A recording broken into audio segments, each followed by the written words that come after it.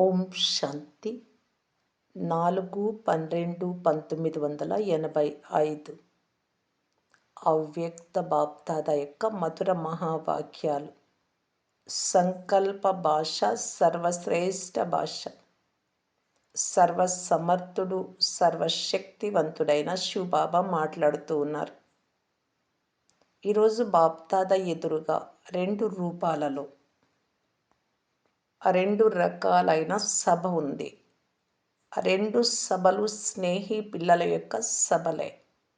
ఒకటి సాకారి రూపధారి పిల్లల యొక్క సభ, ఇక్కడ ఉండేవారు శరీరంతో.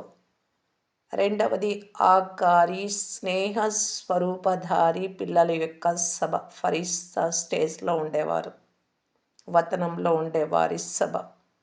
స్నేహ సాగరుడైనటువంటి బాబాను కలుసుకోవటానికి నలువైపులా ఉన్న ఆకారి రూపధారి పిల్లలు, ఫరిస్తాలు తమ యొక్క స్నేహాన్ని బాప్దాదా ముందు ప్రత్యక్షం చేస్తున్నారు.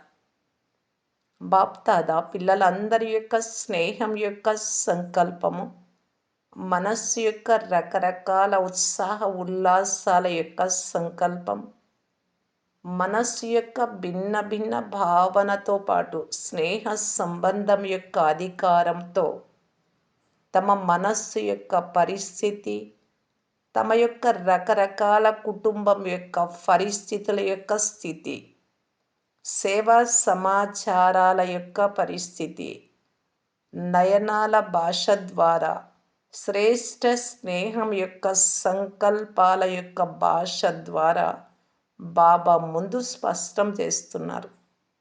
బాప్దాదా పిల్లలందరి యొక్క ఆత్మిక సంభాషణ మూడు రూపాల ద్వారా వింటున్నారు. ఒకటి నయనాల యొక్క భాషలో మాట్లాడుతూ ఉన్నారు, కళ్ళ భాష. రెండవది భావన యొక్క భాషలో. మూడవది సంకల్పాల యొక్క భాషలో మాట్లాడుతూ ఉన్నారు. నోటి భాష అయితే సాధారణ భాషే, కానీ ఈ మూడు రకాల భాష ఆత్మిక యోగి జీవితం యొక్క భాష. ఇది ఆత్మిక తండ్రి మరియు ఆత్మిక పిల్లలే తెలుసుకుంటారు మరియు అనుభవము చేసుకుంటారు. ఎంతెంత అంతర్ముఖి ఆత్మిక స్థితిలో ఉంటూ మధురమైన శాంతి స్వరూపంలో స్థితులవుతారో అంత మూడు భాషల ద్వారా సర్వాత్మలకు కూడా అనుభవం చేయించగలరు. ఈ అలౌకిక భాషలు ఎంత శక్తిశాలి! నోటి యొక్క భాష విని ఇతరులకు వినిపించి అలసిపోయారు. నోటి యొక్క భాషలో ఏ విషయాన్నైనా స్పష్టం చేయటంలో, అర్థం చేయించడంలో సమయం కూడా పడుతుంది. కానీ నయనాల యొక్క భాష సైగ ఇచ్చేటటువంటి భాష. మనస్సు యొక్క భావన యొక్క భాష ముఖము ద్వారా భావం రూపంలో ప్రకటితం అవుతుంది. ముఖం యొక్క భావం మనస్సు యొక్క భావాన్ని రుజువు చేస్తుంది. ఏ విధంగా అయితే ఎవరైనా ఎదురుగా వెళ్తున్నప్పుడు వారు స్నేహంతో వెళ్తున్నా, లేక శత్రుత్వంతో వెళ్తున్నా, లేక స్వార్థంతో వెళ్తున్నా, వారి మనస్సు యొక్క భావం ముఖము ద్వారా కనిపిస్తుంది. ఎవరు ఏ భావనతో వచ్చారు అనేది వారి ముఖ కవళికలు చెప్తాయి. కనుక భావన యొక్క భాష ముఖం యొక్క భావన ద్వారా తెలుసుకోగలుగుతారు మరియు చెప్పగలరు కూడా. అదేవిధంగా సంకల్పం యొక్క భాష, ఇది కూడా చాలా శ్రేష్ఠ భాష. ఎందుకంటే సంకల్ప శక్తి అన్నింటికంటే శ్రేష్ఠ శక్తి, ముఖ్య శక్తి మరియు అన్నింటికంటే తీవ్ర గతి యొక్క భాష ఈ సంకల్పం యొక్క భాష. ఎవరు ఎంత దూరంగా ఉన్నా కానీ, ఏ సాధనాలు లేకపోయినా, వారి దగ్గరకు వెళ్ళకపోయినా కానీ సంకల్పం యొక్క భాష ద్వారా ఎవరికైనా సందేశాన్ని ఇవ్వవచ్చు. మీరు అనుకున్నది చెప్పవచ్చు. అంతిమంలో ఈ సంకల్పం యొక్క భాష ఉపయోగపడుతుంది. విజ్ఞాన సాధనాలన్నీ ఫెయిల్ అయినప్పుడు ఈ శాంతి సాధనమే పనిచేస్తుంది. కానీ ఎవరి సంబంధమైనా జోడించటానికి లైన్ స్పష్టంగా ఉండాలి. ఎంతెంత ఒక్క బాబా మరియు బాబా ద్వారా లభించిన జ్ఞానంలో లేక ఆ జ్ఞానము ద్వారా సేవలో సదా నిమగ్నమయ్యే అభ్యాసిగా ఉంటారో అంత శ్రేష్ట సంకల్పాల కారణంగా మీ బుద్ధి లైను స్పష్టంగా ఉంటుంది. వ్యర్థ సంకల్పాలే అలజడులు. ఎంత వ్యర్థం సమాప్తి అయిపోతుందో సమర్థ సంకల్పాలు నడుస్తాయో అంత సంకల్పాల యొక్క శ్రేష్ట భాష స్పష్టంగా అనుభవం చేసుకుంటారు. నోటి యొక్క భాష ద్వారా అనుభవం చేసుకుంటూ ఉన్నారు, కానీ సంకల్పం యొక్క భాష ఒక్క సెకండ్లో నోటి యొక్క భాష కంటే ఎక్కువ అనుభవం చేయిస్తుంది. 3 నిమిషాల ఉపన్యాసం యొక్క సారం సెకండ్లో సంకల్పాల యొక్క భాష ద్వారా అనుభవం చేయించగలరు. సెకండ్లో జీవన్ముక్తి యొక్క మహిమ ఏదైతే ఉందో అది అనుభవం చేసుకోగలరు. అంతర్ముఖి ఆత్మల యొక్క భాషయే అలౌకిక భాష. ఇప్పుడు సమయానుసారంగా ఈ 3 భాషల ద్వారా సహజ సఫలత పొందగలరు. శ్రమ కూడా తక్కువ, సమయం కూడా తక్కువ పడుతుంది, కానీ సఫలత విజయం సహజంగా వస్తుంది. అందువలన ఇప్పుడు ఆత్మిక భాష యొక్క అభ్యాసిగా అవ్వండి. ఈరోజు బాప్దాదా కూడా పిల్లల యొక్క ఈ 3 రకాలైన భాషని వింటున్నారు మరియు పిల్లలందరికీ రిటర్న్ బదులు ఇస్తున్నారు. అందరి యొక్క అతి స్నేహం యొక్క స్వరూపం బాప్దాదా చూసి స్నేహాన్ని స్నేహ సాగరంలో ఇముడ్చుకుంటున్నారు. అందరి స్మృతులకు సదాకాలికంగా స్మృతి చిహ్నంగా ఏ శ్రేష్ట వరదానం ఇస్తున్నారు. అందరి మనస్సు యొక్క భిన్న భిన్న భావాలను తెలుసుకొని పిల్లలందరికీ అన్ని భావాలకు బదులుగా సదా నిర్విఘ్న భవ, విఘ్నముక్త భవ, సర్వశక్తి సంపన్న భవ యొక్క శుభభావన ఈ రూపంలో ఇస్తున్నారు.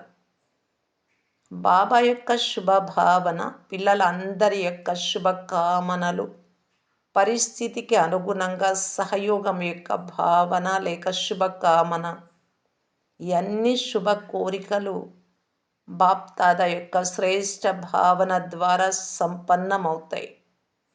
నడుస్తూ నడుస్తూ అప్పుడప్పుడు కొద్దిమంది పిల్లలు పాత కర్మల ఖాతాతోనే కోరిక పెట్టుకుంటూ ఉన్నారు. అందరూ నాట్యం చేస్తూ పాడుతూ ముందుకు వెళ్తున్నారు. ఈ రోజుల్లో మీ సంపర్కంలోకి వచ్చిన ఆత్మలు మంచి సహాయకారి అవుతున్నారు. స్వయమే అన్ని పద్ధతులు తయారు చేస్తున్నారు. ఇలాగే ఉండాలి. అప్పుడే మీరు వానప్రస్థ స్థితిలోకి వెళ్తారు. వాణికి అతీతమైన స్థితికి వెళ్ళాలి. శబ్దం నుండి అతీతంగా. ఎప్పుడైతే ఇతరులు బాధ్యత తీసుకుంటారో అప్పుడు మీరు వానప్రస్థిగా అయ్యి అందరినీ వానప్రస్థ స్థితిలోకి తీసుకువెళ్తారు. ఇప్పుడు మీరు వేదిక తయారు చేసుకోవాల్సి వస్తుంది. ముందు ముందు తయారైన వేదిక లభిస్తుంది. ఇదే సేవ యొక్క సఫలత. వారే పిలుస్తారు సేవ కొరకు మిమ్మల్ని ముందు. అంటే ఇక ముందుకు తయారు చేసేవారు వేరే ఉంటారు. మీరు కేవలం ఆశీర్వాదాలు ఇచ్చిరండి. అందరికీ సేవ చేయడం నేర్పించారు కదా. ఏదైతే నేర్పించారో అది ఎందుకొరకు నేర్పించారు? చేయడానికి నేర్పించారు కదా. ఇప్పుడు ఎక్కువ తల బరువు చేసుకోవాల్సిన అవసరం లేదు. ఏ విధంగా అయితే స్వర్గంలో అన్నీ తయారు చేసినవి లభిస్తాయి. మీరు కేవలం నడవమని చెప్తే నడుస్తారు, కూర్చోమని చెప్తే కూర్చుంటారు. అదేవిధంగా ఇప్పుడు కూడా అన్నీ తయారైనవి లభిస్తాయి. ఇక్కడే సేవ యొక్క వేదికపై పునాది పడుతుంది. సత్యుగంలో ఏమైనా శ్రమ చేయాల్సి ఉంటుందా? శ్రమ యొక్క సఫలతకు ఫలితం ఇప్పటి నుండి ప్రత్యక్ష రూపంలో అనుభవం చేసుకుంటారు. అప్పుడే ఆ సంస్కారం ప్రత్యక్షంలోకి వస్తుంది. ఇప్పుడు ఎక్కువగా తలబరువు చేసుకునే సేవా స్వరూపాన్ని మార్చుకోవాలి. ఎక్కడైతే తల బరువు అయిపోతుందో అక్కడ స్వభావాల యొక్క బరువు కూడా ఎక్కువైపోతుంది. అప్పుడు సహజంగా సఫలత లభించదు. దాదీకి తోడుగా అయ్యారు, ఇది కూడా మంచిది. ఇది కూడా డ్రామాలో పాత్ర. అలాగే ఒకరికొకరు సంకల్పం ఎగిరింపజేస్తుంది, ఉన్నత స్థితిలోకి తీసుకెళ్తుంది. సంకల్పం చేరగానే ప్రత్యక్షంలోకి తీసుకురండి. ఒకరు చెప్పగానే ఇంకొకరు అంగీకరించడం, చెయ్యడం. ఈ విధంగా శ్రేష్ఠ కర్మ చేయటానికి నిమిత్తంగా అవ్వండి. ఏ విషయంలో కూడా ఎందుకు, ఏమిటి అనడం లేదు కదా. అలాగే అలాగే అన్నీ చేస్తూ ఉన్నారు కదా. ఈ విధంగా అందరూ తేలికగా అయిపోతే ఎలా ఉంటుంది? అందరూ ఎగిరే పక్షి అయిపోతారు. ఈరోజు ఇక్కడ, రేపు అక్కడ ఉంటారు. ఏ విధంగా అయితే పక్షి ఒక్కొక్కసారి ఒక కొమ్మ పైన, ఇంకొకసారి ఇంకొక కొమ్మ పైన కూర్చుంటుంది. ఇలా ఎగిరే పక్షిగా అయిపోతారు. ఏ కొమ్మ పైన కూర్చుంటే అదే మీకు ఇల్లు. ఈ విధమైన సంస్కారం నింపుకోవాలి. ఈ విధంగా అందరూ నేర్చుకున్నారు కదా. ఎప్పుడైనా ఆజ్ఞ రాగానే ఎందుకు, ఏమిటి అనరు కదా. సేవాస్థానము అని అంటున్నారు కదా. మరి సేవాస్థానము అంటే అర్థం ఏంటి? ఎప్పుడు ఏ సేవా కేంద్రాన్ని ఇల్లు అని అనరు, సెంటరు అంటారు. కుటుంబంలో ఉండే వారికైనా, బ్రాహ్మణులుగా అయిన తర్వాత ఆ ఇల్లు కూడా సేవాస్థానం. సేవాస్థానం అంటే సేవ కొరకు ఉన్న స్థానము. ఎక్కడ సేవ ఉన్నా అక్కడికి వెళ్ళాలి. ఇల్లు అనుకుంటే వదలడం కష్టమవుతుంది. సేవాస్థానం అయితే ఎక్కడ సేవ ఉన్నా అది సేవాస్థానం. ఈ విధంగా అందరూ ఎవరు రెడీగా అవ్వండి. మంచిది. ఓం శాంతి.